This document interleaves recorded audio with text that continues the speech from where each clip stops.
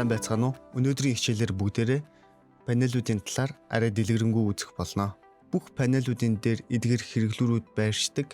Эдгээр хэрэглүүрүүдийн тусламжтайгаар бид зарим зүйлсийг өөрчлөх, татах, эргүүлэх гэх мэтчлэн мөн дүрс зурах, текст бичих гэх мэтчлэн зүйлсүүдийг одоо хийх боломжтой. За жишээлбэл хамгийн ихэнд байрлаж байгаа энэ сум байна.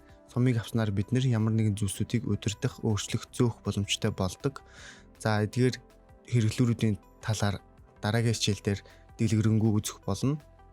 За түүний доор project гэсэн панел байна. Project гэсэн панелаас бол бид шинэ composition үүсгэх болон гаднаас шинэ файл импортлож оруулж ирэхэд composition панел дотор бол шинэ файл маань орж ирдэг байгаа. За жишээлбэл энд нэг edited гэсэн дуу байж гин wow форматтай. За мөн видео бичлэг байж гин composition-ууд байна. PNG зураг нь лого байна. За мөн бусд нь composition байна. За гэх мэтчлэн болоод project panel-д бүх файлууд үүсэж хадгалагддаг байж байгаа. Мөн project panel-ийн доотлын хойш нь болгох слайдерыг гүйлгэх юм бол бид нэр одоо дэлгэрэнгүй мэдээллүүдийг харж болно. За жишээлбэл энэ эхний дууны одоо эхлэх төгсөгцийг frame rate гэх мэтчлэн одоо хадгалагдж байгаа файлын зүйлсүүдийг бол бид нар харж болно.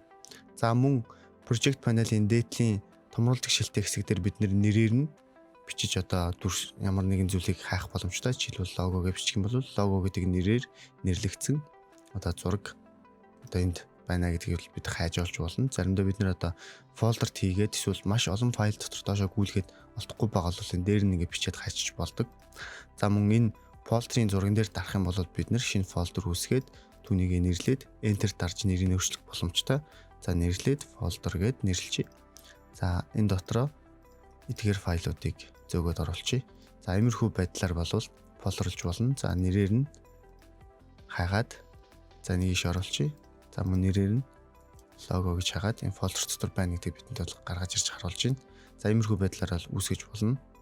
За гаднаас оруулж ирсэн дүрсний тохиргоог бид нэр өөрчлөхөд дүрсээ сонгоод энэ эхний одоо icon дээр дарах буюу mouse хоёроо дараад interpret footage гэдгийг main гэдгийг дардаг. За энэ нь бол яг энэ эхний icon дээр дарахад яг ижлэгэн одоо цонхыг нээх байгаа. Эндээс бол бид нэр импортлож оруулж ирсэн файлаа хэдэн фреймээр тоглуулах, одоо ямар өнгөний тохиргоотой орж иж гэх мэтлэн одоо тохиргоонуудыг хийж болдог.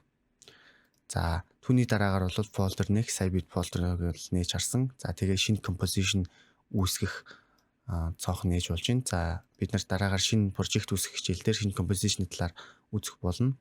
За түүний дараа бид нар одоо project-ийн тохиргоо хийх одоо гэх мэтлэн цонхнуудыг нээж болж байна. За түүний дараа бол хогийн сав буюу бид нар сонгосон файлаа устгах чирээд хогийн сав руу оруулах алсуу сонгоод хогийн сав дээр дарах юм бол бидний одоо composition ч юм уу файл маань устгах нь байна гэсэн үг. За project panel бол иймэрхүү байдалтай байна. За түүний дараа бол timeline панелыг харъя. За timeline панелн дээр бид нэр layer-ууд байршиж байна. За ерөнхийдөө бол composition-ыг бол бид нар timeline гэдэг панелаар энэ дээр бол дотор нь юу байгааг нь хардаг гэсэн үг. За тэгэхээр composition дотор бол layer-ууд байдаг. За тэгэхээр бид нар After Effects-ийн бүтцийг нь одоо ойлгож ирж байна гэсэн үг. Composition-ууд нь болон гаднаас оруулж ирсэн файлууд нь нийлээд After Effects-ийн нэг project болдог. Project дотор байгаа бүх зүйлс нь project panel дотор байна. За composition нь бол layer-үүдээс бүтэн layer нь өөрөө гаднаас орж ирсэн файлууд байж болно. Мөн After Effects-ийн үүсгэсэн текст хэлбэрэн болон дүрс хэлбэрэн layer-ийн төрлүүд нийлээд нэг composition-ыг үүсгэдэг. За мөн энэ дотор аудио болон бичлэг бас орж ирж болно. Зурагч байж болно. За тэгээд тухайн layer-үүд нь timeline дээр цагийн шугамын дагуу одоо цагийн зүг хөдлөхөд бол ингээд анимашнтай хөдөлгөөнтэй бол ингээд хөдөлж харагдана. За тэгээд layer-ийн арталд тухайн layer-тэй холбоотой тохиргоонуудыг харуулж байна. За бидний тохиргооны талаар бол layer-ийн талаар дэлгэрэнгүй хичээлдэр мөн үзэх болно. За timeline дээр бол бидний нээлттэй байгаа composition-ууд бол бид арталт нь ингээд орсон байдалтай харагдаж байна. Энэ stack-д биш буюу folder-ийн хавцсны байдалтайгаар ингэж харагдаж байна гэсэн үг. За тэгээд composition хооронд бид нар бол ингээд дээр нь дараад шилжиж болно. За мөн энд байрлаж байгаа товчон дээр дараад composition-ийн flow буюу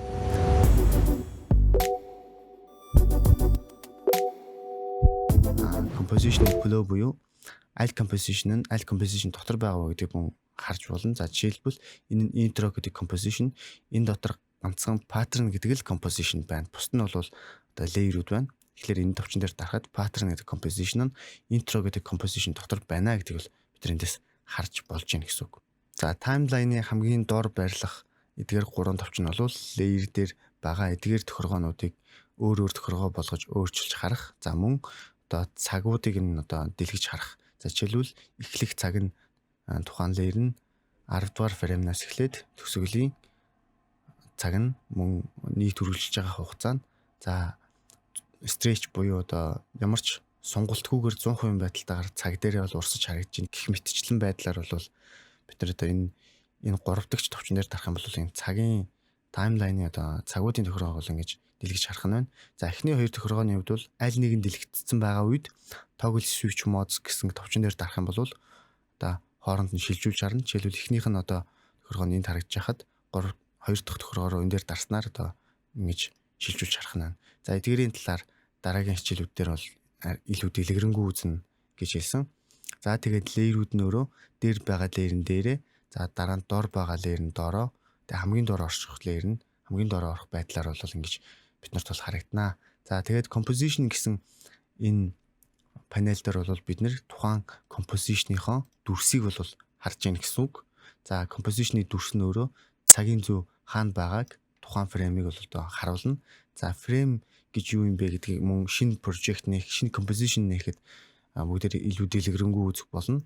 За мөн хамгийн чухал нэг хэсэг болох энд цагийг бол зааж байна. Дээр нь маусаа нэг дараад бид нар одоо хүссэн цаг руугаа аваачаад бид нар enter дарснаар болов энэ цагийн зүүг одоо өөрчлөх боломжтой. Нэг үндсэндээ бид нар энэ цагийн зүүний хэдэн секунд хэдэн минутан дээр байгааг бол энд харж болж байна гэсэн үг. За keyboard-ныхон control товчон дээр дарж агаад маус нэгэ дээр нь дарах юм бол бид нар энэ цагийг фрейм руу шилжүүлж гарч байна. За жишээлбэл энэ 116 гэдэг нь 116 дахь фрейм байна гэсэн үг. За энэ composition-ийн хувьд бол секундэд 24 фреймээр тохируулсан учраас одоо 118 гэсэн нэг одоо 24 байх юм бол хэдэн секунд хэдэн минут вэ гэдгийг бид нар одоо ингээд харах боломжтой болно. За энэ фреймний тохиргоог фреймийн талаар бол дараа бид нар дэлгэрэнгүй үзнэ. За дахиад контрол дээрээ дарж байгаа маус нэгээ дарах юм бол бид нар фреймийг цаг руу шилжүүлж харж байна гэсэн үг. За эдгээр layer-үүдийн урд орших энэ нүднүүд байж байна. Энэ нүднүүд нь болохоор тухайн layer-ыг одоо таймлайн дээр харуулахгүй байхыг одоо илэрхийлж байгаа. Хэрвээ нүдийн дараа тавчих юм бол энэ нь одоо энэ composition дээр бол харагдахгүй. Бидэрт одоо рендерлэгтгэж ямар юу ч харахгүй бараг устгаж байгаатай адилхан гэсэн үг. Тэгвэл файл нь бол байж чинь зүгээр төр зурагтраагаад баг болгож байна гэсэн үг. За үүний ард барилах багнанд бол дууны буюу diffuser-ийн зурагтай байж байна. Энэ нь за жишээлбэл ямар нэгэн видео оруулж ирээд тухайн дүрс нөрөө дуутай байх юм бол тэрний дууг нь нэх эсвэл дууг нь хаах гэсэн тохиргоог хийж яах гэсэн үг. За түүний дараа бол цагаан бөмбөлгөнд авч байна. За энэ нь болохоор тухайн layer-ыг зөвхөн composition дээр одоо харах зорилттой. Бусдыг нь бол ингээд унтраагаад зөвхөн энийг одоо харчих чинь гэсэн үг. За түүний дараа бол түгжээний зураг байна. Түгжээн дээр дарах юм бол бидний энэ layer-ыг сонгох боломжгүй болно. Дээр нь дарах юм бол ингээд анивчаад бид нар одоо түгжигдсэн байна гэдгийг After Effects илэрхийлж өгч гэнэ гэсэн үг. За тэгээд түгжээн дээр дарах юм бол энэ layer нээгдэнэ. За түүний дараа бол layer-ийн өнгө байж гин. Дээр нь маус хоёроо дараад бид нар эндээс янз бүрийн өнгийг одоо ингээд сонгоод өгөх боломжтой байж байгаа. За тэгээд layer нь өөрөө ямар төрлийн layer вэ гэдгийг урт талтанд дүрсээр илэрхийлж байна. За түүний ард нэр нь байршиж байна. Бидний layer-ийн нэрийг өөрчилж болно. За жишээлбэл энэ bottom гэсэн дүрс layer-ыг сонгоод enter товч дарахад бид нэр layer-ийн нэрийг энэ дээр өөрчилж болох нэ гэсэн үг. За мөн устгаад за тэгээд enter дахин дарна. За түүний дараа арт талд нь зарим layer-ыг одоо нуухад зориулагдсан нэг тохиргоо байна. За жишээлбэл бидний logo гэсэн энэ layer-ыг бидний timeline дээрээс түр харахгүй болгоё гэж бодъё. Маш их олон layer болсон. Зарим хэрэггүй layer-үүдийг хаах хэрэг гардаг. Тэгэхэд бол бидний shy буюу нуух гэсэн ичих одоо гэх юм уу монголоор энд хамраа цухуулгацсан байгаа хүн нь одоо ингээд цаашаага орчиж байгаа юм. Тэгээ энэ дээр ингээд дарах юм бол энэ ийм болцсон одоо тухайн layer-үүд нь бүгдрээ timeline дээр түр харагдахгүй болно гэсэн үг. За жишээлбэл ингээд тэр дараа энийг хасаах юм бол эдгээр layer нь timeline дээр харагдахгүй болж байна. Гэтэ энэ нь устгаагүй зөвхөн зүгээр бид нэр цөөн юмыг одоо ингэж харахын тулд энэ товчон дээр одоо дарж ашиглаж ийн гэсэн үг. За эдрийг ингээд буцаагаад хэвийн байдалд нь оруулж байна. За гих мэтчлэн зүйлсүүд ингээд байх нь бид нар одоо layering талаар дэлгэрэнгүй хичээл дээр нэг илүү дэлгэрэнгүй бас үзэх болно. За түүний дараа effect control гэдэг хэсгийг харъя. Effect control бол бид нар тухайн ямар нэг layer дээр өгсөн эффектүүдийг удирдахад ашигладаг гэж хэлсэн. За тэгэхээр хэрв дээр нь ямар нэгэн эффект өгөөгүй layer-ыг бид нэр сонгоход бол effect control хэсгээр юу шарагдахгүй. За хэрв layer дээр нь эффект өгсөн байвал бидний жишээлбэл fill гэдэг энэ эффект өгсөн байна. Энэ эффектийг бид эндээс өөрчилж болно гэдгийг харж болж байна. За жишээлбэл энэ бидний манай лого чинь бид нар логон дээрээ fill буюу одоо өнгөөр дүүргэх гэсэн эффект өгсөн байж чинь энэ эффектийг бид нар логон дээрээ fill буюу одоо өнгөөр дүүргэх гэсэн эффект өгсөн байж чинь энэ эффектийг бид нар энэ эффект гэсэн айконыг ингээд дээр нь дараад унтраачих юм бол үндсэн өнгө нь гараад ирж байна. За энийг асаалаа бид нар энэ дээр color гэдгийг цагаан өнгө сонгоод өгсөн учраас за энэ layer маань битүү цагаан өнгөөр ингээд дүүрсэн байдалтай харагдаж байна гэсэн үг. За ингэж effect control дээр эффектүүдийг бол удирддаг байж байгаа. Бид нар дараагийн хичээлээр бас ямар төрлийн эффектүүдийг өгч болох талаар үзэх болно. За effect control хэсэг бол маш ойлгомжтой. Бид нар тухайн сонгосон layer дээр өгөгдсөн эффектийг удирдна гэсэн үг. За харин эффектүүдийг хаанаас өгөх вэ гэхээр бид нар effects and preset гэсэн одоо энэ панелын дээрээс бид нар өөрийнхөө хүссэн эффектийг за жишээлбэл fill гэж хаагаад эндээс бид нар fill гэдэг эффектийг тухайн сонгосон layer дээр өгч болно. За мөн бид нар layer-ээ сонгоод за мэдээж хэрэг layer сонгогдсон байх шаардлагатай энэ дээр эффект өгөхөнд бол бид нар effect гэсэн менюнээс эффектүүдийг төрлийнх нь одоо зэсэн дотроос нь одоо сонгоод бид нар эффектүүдийг өгөх боломжтой. За мөн энэ эффект панел дээр байж байгаа энэ эффектүүд маань бас яг адилхан энд байгаа меню үзсүүдтэй яг адилхан харагдаж байгаа. За After Effects-ийн workflow буюу ажиллах зарчим нь бид нэр шинэ composition үүсгэн гаднаас файл оруулж ирнэ. Тэр нь composition panel дээр харагдана. Motion graph буюу хөдөлгөөнт graphic design учраас энэ нь өөрөө ямар нэгэн цагийг заах хэвээр цаг зааж байгаа дүрс нь бидний composition гэсэн энэ панел дээр бол харагдана. Layer-ыг сонгоод ямар нэгэн байдлаар эффект өгнө. Эффектийг effect control хэсгээс удирдна. За мөн текст бичиж болно. Текстийг бид нэр текстийн тохиргоо өгдөг character болон paragraph гэсэн панелуудаас одоо фонтыг нь өөрчлөх, хүсгийн хэмжээг өөрчлөх хэмжлэн байдлаар бол бид нэр ингэж удирдна. За тэгээ мөн хэрэглүүрүүдийг аваад бид нэр текстийн хэрэглүүрийг авч текст бичнэ. За сумыг авч зөөнө гэх хэмжлэн байдлаар бол After Effects-ийн бүтц ажилтдаг байна. За тэгэхээр энэ дээрээс бид нэр хэдэн хэрэглүүрүүдийг харъя. Хамгийн ихнийх нь бол сумны хэрэглүүр байж байна. За түүний дараа бол гарны хэрэглүүр.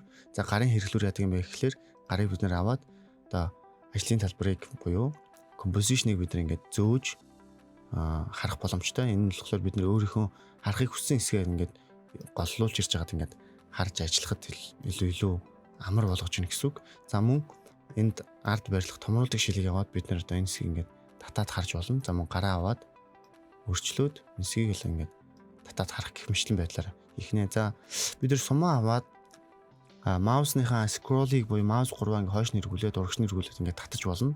За тэгээд шууд keyboard-ын дээрээс space гэдэг товчийг тарахад одоо та бүхэн анзаараарай.